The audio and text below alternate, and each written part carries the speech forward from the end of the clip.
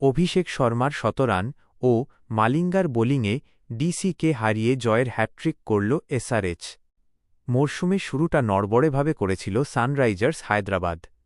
তবে প্রাথমিক সমস্যা কাটিয়ে তড়তড়িয়ে ছুটছে সানরাইজার্সের বিজয়রথ। সঠিক কম্বিনেশন খুঁজে দুরন্ত ছন্দে দেখাচ্ছে অরেঞ্জ আর্মিকে।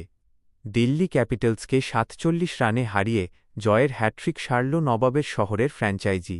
সানরাইজার্সের জয়ের নেপথ্যে অভিষেক শর্মা ও ঈশান মালিঙ্গা।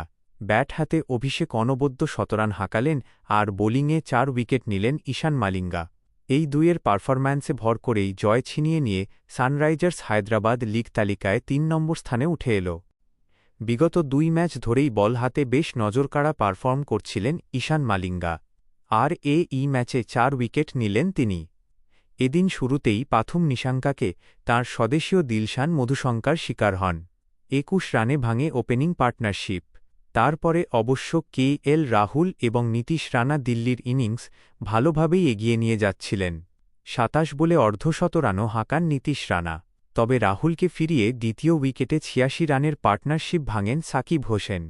এরপরেই বল হাতে দিল্লিকে জোড়া ধাক্কা দেন ঈশান মালিঙ্গা। পরপর ২ বলে নীতিশ রানাকে ৫৭ রানে ও ডেভিড মিলারকে খাতা খোলার আগেই সাজঘরে ফেরান মালিঙ্গা। ছন্দ হারায় ক্যাপিটালসের ইনিংস। সমীর রিজভি ও ট্রিস্টান স্টাবস খানিকটা চেষ্টা করেন, অর্ধশতরানের পার্টনারশিপও গড়েন, তবে তা কাঙ্ক্ষিত রান রেটের তুলনায় অনেকটাই কম গতিতে ছিল। ফলে দিল্লি ইনিংস দেখে কোনো সময় মনে হয়নি তারা ম্যাচ জিততে পারবে। শেষমেশ হল তাই। ৯ উইকেটে ১৯৫ রানে থামে দিল্লি ক্যাপিটালসের ইনিংস। দুরন্ত জয় পায় সানরাইজার্স। এর আগে প্রথম ইনিংসে টস জিতে ফিল্ডিংয়ের সিদ্ধান্ত নিয়েছিলেন দিল্লি ক্যাপিটালস অধিনায়ক অক্ষর পেটেল। ট্র্যাভিস হেড ২৬ বলে ৩৭ রান করে প্যাভিলিয়ন ফিরলেও অভিষেককে আটকাতে পারেননি দিল্লির বোলাররা।